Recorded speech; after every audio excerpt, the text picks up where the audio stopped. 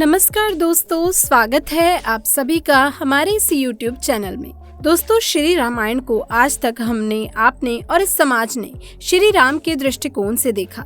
लक्ष्मण को देखा, देवी सीता को जाना, हनुमान की भक्ति भाव को जाना, रावण के ज्ञान को पहचाना, लेकिन कभी ये नहीं ध्यान दिया कि इस रामायण में अगर कोई सबसे अधिक उपेक्षित और अनदेखा पात्र था तो वो थी लक्ष्मण की पत्नी और जनक नंदिनी सीता की अनुजा उर्मिला। दोस्तों, लक्ष्मण सुमित्रा के पुत्र और शत्रुघ्न के जुड़वा भाई थे।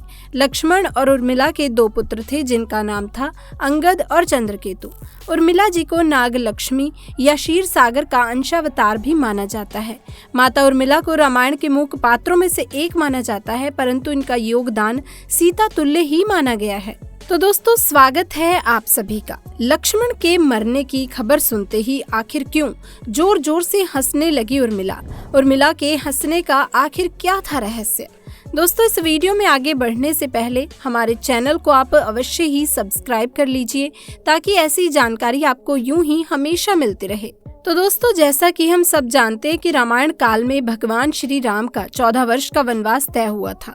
उनकी पत्नी माता सीता ने सहज ही वनवास को जाने के लिए स्वीकार कर लिया, परंतु बचपन से ही बड़े भाई की सेवा में रहने वाले लक्ष्मण भी भला कैसे श्री राम से दूर हो जाते। लक्ष्मण जी ने माता सुमित्रा से आज्ञा ली और उसके बाद वो अपनी पत्नी उर्मिला के कक्ष की ओर बढ़ रहे थे, परंतु मन में ये सोचते हुए जा रहे थे कि माता से तो आशीर्वाद ले लिया, परंतु उर्मिला से मैं क्या आज्ञा लूंगा, मैं कैसे उसे समझा लूंगा, मैं उससे क्या कहूंगा। यदि बिन बताए जाऊंगा तो रो रो कर अपने प्राण त्याग देगी, और यदि बताया तो साथ जाने की जिद करेगी और कहेगी कि माता सीता भी तो अपने पति के साथ जा रही हैं, तो मैं क्यों नहीं जा सकती। यही सोच विचार करके लक्ष्मण जी जैसे ही अपनी पत्नी के कक्ष की ओर पहुंचे तो उन्होंने देखा कि उनकी पत्नी उर्मिला जी आरती की थाल लेकर बाहर उनका इंतजार कर रही हैं। जब लक्ष्मण जी उनके पास पहुंचे तो उर्मिला बोली, आप व्यर्थ ही मेरी चिंता छोड़ दीजिए। आप अपने बड़े भाई की सेवा कर रहे हैं, जो कि सबसे बड़ा धर्म है। आपकी सेवा में कोई भी बाधा नहीं आए, इसीलिए मैं आपके साथ जाने की जिद नहीं करूंगी। दोस्तों, लक्ष्मण जी को कहने में संकोच हो रहा था, परंतु उनके कुछ कहने से पहले ही सब संकोच दूर स्वयं उनकी पत्नी उर्मिला जी ने कर दिए। वास्तव में यही पत्नी का धर्म है।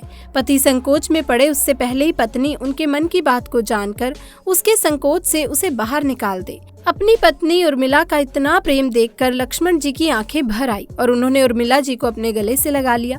इसी के साथ वहां पर उर्मिला जी ने एक दीपक जलाया और विनती की कि मेरे नाथ की सांसों को कभी बुझने मत देना।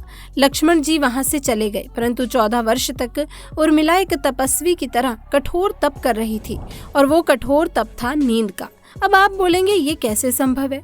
दरअसल दोस्तों, वनवास के समय लक्ष्मण जी हमेशा अपने भाई श्री राम और माता सीता की सेवा में लगे रहते थे। इसके लिए लक्ष्मण जी ने नींद की देवी यानी निद्रा देवी से वरदान मांगा कि पूरे वनवास के 14 वर्ष तक उन्हें नींद न आए, ताकि वो सुबह, दोपहर, रात हर समय अपने भ्राता और माता सीता की सेवा कर सकें और उन्हें खतरों से बचा सकें।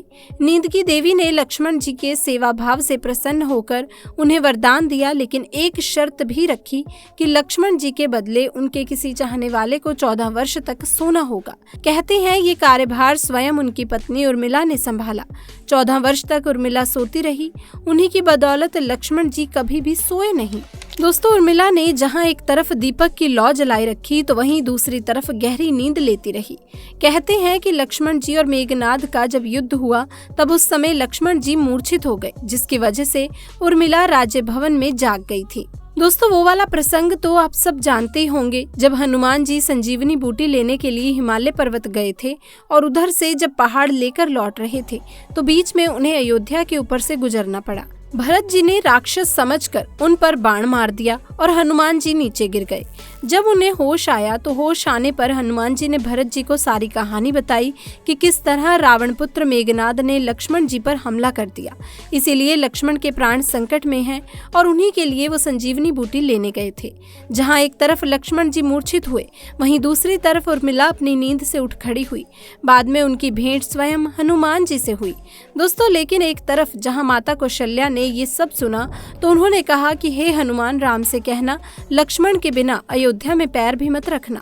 तब दोस्तों ये बात सुमित्रा ने सुनी तो कहा कि हनुमान, राम से कहना अभी मेरा दूसरा पुत्र शत्रुघ्न मेरे पास है, मैं उसे भी वन में भेज दूंगी। ये मेरे दोनों पुत्र राम की सेवा के लिए ही हैं। दोस्तों, माताओं का प्रेम देखकर हनुमान जी की आंखों में भी आंसू छलक रहे थे। परंतु अब उन्होंने उर्मिला जी की ओर देखा तो सोचने लगे कि आखिर ये स्त्री क्यों इतनी शांत खड़ी है। क्या इन्हें अपने पति के प्राणों की कोई चिंता नहीं? वास्तव में जब उर्मिला जी ने सुना कि उनके पति के प्राण संकट में हैं, तो वो खड़ी होकर हनुमान जी को देखने लगी। जब हनुमान जी ने पूछा कि आपकी प्रसन्नता का क्या कारण है? आपके पति के प्राण तो संकट में हैं। सूर्य उदय होते ही सूर्य कुल का दीपक बुझ जाएगा। जिस पर उर्मिला ने कहा कि हे हनुमान जी, मुझे भला किस बात की चिंता? मेरा दीपक अभी भी संकट में नहीं है, तो फिर मेरे पति संकट में कैसे हो सकते हैं? जब तक मेरा दीपक बुझेगा नहीं, तब तक मेरे पति के प्राण भी नहीं हरेंगे। और वो हंसते हंसते वहां से चली गई। इसके बाद हनुमान जी स्वयं संजीवनी बूटी का पर्वत लेकर जब वापस लंका पहुंचे, तब दोस्तों लक्ष्मण के प्राण वापस आ गए थे। उसके बाद अपने आप ही राज्य भवन में जाकर उर्मिला सो गई, क्योंकि ये वही वरदान था जो अपना कार्य कर रहा था। रावण का वध करने के बाद जब वापस से भगवान श्री राम माता सीता और लक्ष्मण जी के साथ अयोध्या आए, तब उन्होंने कई वर्षों तक अयोध्या में राज्य किया। लेकिन एक समय उपरांत अचानक ही अयोध्या में काल आ गया, यानी कि काल के देवता। उन्होंने श्री राम से वंदना की कि कृपा करके हमें एक खाली स्थान पर आपस में वार्तालाप करना होगा और इस वार्तालाप को कोई भी अन्य प्राणी ना सुन पाए। अगर कोई सुनेगा तो आपको उसे मृत्यु दंड देना होगा। दोस्तों, ऐसे में श्री राम और काल देवता आपस में वार्तालाप करने लगे और उन्होंने बाहर पहरेदारी के लिए खड़ा कर दिया स्वयं लक्ष्मण जी को। तभी उस समय वहां पर ऋषि दुर्वासा आए। वो खुद भगवान श्री राम से मिलना चाहते थे। लक्ष्मण जी ने बहुत मना किया। तब दुर्वासा ऋषि ने क्रोध में आकर कहा कि अगर वो जल्दी श्री राम से नहीं मिले तो पूरी की पूरी अयोध्या और उनके वंश को श्राप दे देंगे। ऐसे में डर के कारण लक्ष्मण जी स्वयं उस कक्ष में प्रवेश कर गए, जहां पर उन्होंने देखा कि वो काल के देवता थे। दोस्तों, श्री राम से वो बात कर रहे थे और वो अपने आप ही वहां से गायब हो गए।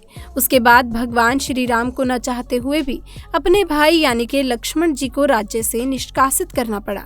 और राज्य से निष्कासित करना यानी कि अपना देह त्यागना।